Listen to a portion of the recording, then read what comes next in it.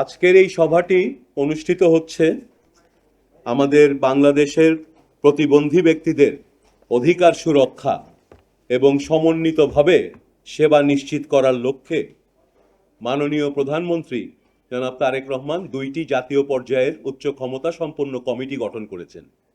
প্রথম কমিটিটি, যেটা steering committee, সেইখানে মাননীয় প্রধানমন্ত্রী নিজেই সভাপতি, আমি স্বাস্থ্য প্রতিমন্ত্রী, ওখানে বিকল্প সভাপতি এবং আরও প্রায় 8 জন বিভিন্ন মন্ত্রণালয়ে মাননীয় প্রতিমন্ত্রীরা সেখানে সদস্য হিসেবে আছেন এবং সদস্য সচিব হিসেবে প্রধানমন্ত্রীর মুখ্য সচিব আছেন। সেই কমিটিটি নীতি নির্ধারণী সিদ্ধান্তগুলো নিয়েছে, একটি সভা অনুষ্ঠিত হয়েছে। সেটারই ফলো আপ সভা হিসেবে আজকে দ্বিতীয় যে কমিটিটি আমাদের আছে, যেটি বাস্তবায়নের জন্য প্রতিবন্ধীদের অধিকার এবং সেবার নিশ্চিতকরণ এবং বাস্তবায়নের যে কমিটি, সেই কমিটির আজকের এই সভাটি। এখানে আমি আছি, আমার সঙ্গে আছেন মাননীয় প্রতিমন্ত্রী সমাজ কল্যাণ মন্ত্রণালয় এবং এখানে সদস্য সচিব হিসেবে আছেন স্বাস্থ্য মন্ত্রণালয়ের সদস্য সচিব এবং সদস্য হিসেবে আছেন গুরুত্বপূর্ণ বিভিন্ন মন্ত্রণালয়ের সচিব এবং তাদের প্রতিনিধিরা। আজকের এই সভায় আমরা যে আলোচনাগুলো করেছি তার মধ্যে কয়েকটি গুরুত্বপূর্ণ আলোচনা এসেছে। যুব ক্রীড়া আমরা স্বাস্থ্য মন্ত্রণালয়ের পক্ষ থেকে দুটো উদ্যোগ নিয়েছি ইতিমধ্যেই। একটি হচ্ছে, আপনারা জানেন, করাইল বস্তিতে প্রতিবন্ধী শিশুদের জন্য স্বাস্থ্য সেবা নিশ্চিত করার লক্ষ্যে একটি কর্মসূচি আমরা ইতিমধ্যে উদ্বোধন করেছি। মাননীয় প্রধানমন্ত্রীর সহধর্মিণী ডক্টর জোবায়দা রহমান নিজে উপস্থিত থেকে এই কর্মসূচির উদ্বোধন করেন। করাইল বস্তিতে শিশু স্বর্গ কর্মসূচির মাধ্যমে প্রায় 1000 প্রতিবন্ধী শিশুকে স্বাস্থ্যসেবা দেয়া হবে। পাশাপাশি আমরা ইতিমধ্যে পরিকল্পনা গ্রহণ করেছি এই অর্থ বছরে অতি দ্রুত আমরা বাংলাদেশের অন্তত 20 থেকে 25টি উপজেলায় এই শিশু স্বর্গ কর্মসূচি মাধ্যমে তৃণমূল পর্যায়ে যে প্রতিবন্ধী শিশুরা আছেন তাদের স্বাস্থ্যসেবা, তাদের কমিউনিটি বেসড আর্লি ডিটেকশন এবং রেফারেলের ব্যবস্থা করা এবং চিকিৎসার ব্যবস্থা করা হবে। পাশাপাশি একটা সমন্বিত কর্মসূচির পরিকল্পনার জন্যে আমরা যখন তাদের খুঁজে বের করব, প্রত্যেকটি শিশু এবং পরবর্তীতে অন্যান্য প্রোগ্রামে প্রত্যেকটি প্রতিবন্ধী নাগরিকের জন্য আমরা আলাদা ফাইল খুলব, সেখানে তাদের চাহিদাগুলো লিপিবদ্ধ থাকবে এবং দেন সেটার থেকে আমরা সমাজ কল্যাণ মন্ত্রণালয়, অন্যান্য যে সমস্ত মন্ত্রণালয়, সেখানে আমরা তাদেরকে রেফার করতে পারবো যাতে তারা দীর্ঘমেয়াদী পুনর্বাসন, কর্মসংস্থান এবং অন্যান্য অধিকার তাদেরকে ওই মন্ত্রণালয়ের মাধ্যমে নিশ্চিত করা যায়। পাশাপাশি এখন ইতিমধ্যেই আমরা জেনেছি যুব ক্রীড়া মন্ত্রণালয়ের পক্ষ থেকে কিছু উদ্যোগ নেওয়া হয়েছে।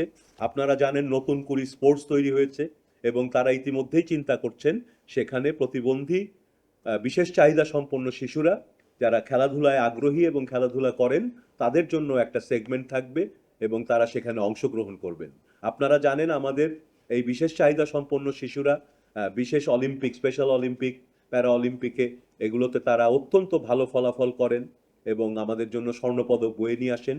ইতিমধ্যেই যুব ক্রীড়া মন্ত্রণালয়ে কয়েকজন প্রতিবন্ধী কিন্তু সফল ক্রীড়াবিদ যারা, তাদেরকে সংবর্ধনা দিয়েছেন, 1 লক্ষ করে ভাতার ব্যবস্থা করেছেন এবং আগামীতেও আমরা তাদেরকে উৎসাহিত করার জন্য এই ধরনের কর্মসূচিগুলো অব্যাহত থাকবে।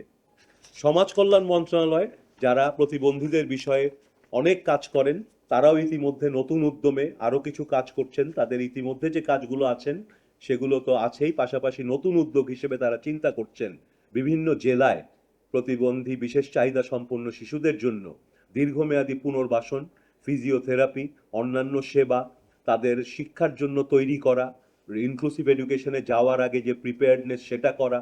যদি আমরা ইনক্লুসিভ স্কুল চালু করতে পারি, সেখানকার যে শিক্ষকদের প্রশিক্ষণের ব্যবস্থা, এই সমস্ত বিষয়ে সমাজ কল্যাণ মন্ত্রণালয় সমন্বিত আকারে বড় পরিকল্পনাও গ্রহণ করছেন। আমরা আজকের সভায় ইতিমধ্যে আরও আলোচনা করেছি যে সরকারি যে স্থাপনাগুলো হচ্ছে এবং হবে, স্বাস্থ্য মন্ত্রণালয়ের অধীনে আপনারা জানেন 500টি উপজেলা স্বাস্থ্যকেন্দ্র হবে, ইউনিয়ন স্বাস্থ্যকেন্দ্রগুলোতে কিছুগুলোতে কাজ চলছে। এই প্রত্যেকটি সরকারি স্থাপনায় গণপূর্ত মন্ত্রণালয় থেকে স্থাপনা তৈরি হয় এবং ইতিমধ্যেই পরিকল্পনা মন্ত্রণালয় থেকে আমাদেরকে জানানো হয়েছে যে যে কোনো এই ধরনের স্থাপনা তৈরির যে কোনো প্রকল্প যখন আসবে প্ল্যানিং কমিশনে, তারা এটাকে যখন অ্যাসেস করবেন এই মূল্যায়নের একটি ক্রাইটেরিয়া থাকবে যেটা ডিসেবিলিটি ইনক্লুসিভ কিনা।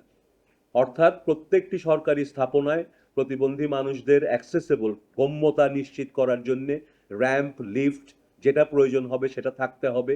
পাশাপাশি বিশেষ করে তাদের জন্য একটি হলেও বিশেষ টয়লেটের ব্যবস্থা সেটা থাকতে হবে। একইভাবে শিক্ষা মন্ত্রণালয়েও আমরা জানিয়েছি যে তাদের স্কুলগুলোতে র্যাম্পের ব্যবস্থা, পাশাপাশি প্রতিবন্ধীদের জন্য অন্তত একটি করে টয়লেটের ব্যবস্থা থাকতে হবে। সামনে দেশে আমরা ইলেকট্রিক ভেহিকল ইভি, যেগুলো বিদ্যুৎ চালিত গাড়ির উৎসাহিত করছে আমাদের সরকার। ওভারঅল আমরা রিনিউয়েবল এনার্জির দিকে যাচ্ছি, সেটারই অংশ হিসেবে সামনেই আপনারা দেখবেন বেশ কিছু ইভি বাস চালু হবে হয়তো ঢাকা এবং বড় শহরগুলোতে। আমরা সাজেস্ট করছি, রিকমেন্ড করছি যে এই ইভি বাসগুলোর ভেতরে যেন সেই ব্যবস্থা রাখা হয় যাতে সেগুলোতে হুইল চেয়ার ব্যবহারকারীরাও উঠতে পারেন। আপনারা দেখবেন দেশে বিদেশে বিভিন্ন জায়গায় এই ধরনের ব্যবস্থা আছে, এই বাসগুলো হুইল চেয়ারকে সহজেই নিতে পারে। মূল বিষয়টি হচ্ছে যে আসলে আমরা বিশেষ চাহিদা সম্পন্ন ব্যক্তিদের চাহিদাগুলোকে শুধু চাহিদা আকারে দেখছি না, আমরা সেগুলোকে তাদের অধিকার আকারে দেখছি এবং তাদের সেই অধিকারগুলো শুধু স্বাস্থ্য না, শুধু সমাজ কল্যাণের বিষয় না। বাংলাদেশের প্রতিটি নাগরিক, প্রতিটি পলিসি, প্রতিটি মন্ত্রণালয় অন্য সকল নাগরিকের সেবা নিশ্চিত করার পাশাপাশি প্রতিটি প্রতিবন্ধী নাগরিকের সেবা নিশ্চিত হওয়ার জন্য কাজ করবে। সেই আঙ্গিকে আমরা নতুনভাবে তাদেরকে সমাজে ইনক্লুড করে একটা ইনক্লুসিভ সোসাইটি গড়ার চেষ্টা করছি। এটাই ছিল আমাদের আজকের সভার মূল বিষয়গুলো।